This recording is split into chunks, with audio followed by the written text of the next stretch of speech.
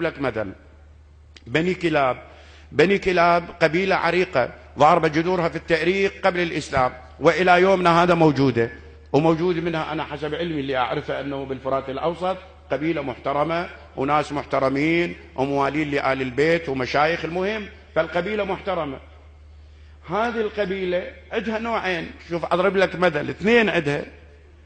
نوع منهم رجل شخصية مو محترمة، شخصية شجاع، إلى فرد بصمة بالتاريخ، إلى وجود وموقف، أو يعرض أحيانا بتاريخ وبمسلسلات، بس من يقول له يا أيها الرجل الكلابي أن هذا منكم، يقول لا نحن نبرأ منه، اللهم لعن شمر ابن الجوشن، كل قبيلة بني كلاب تبرأ منه.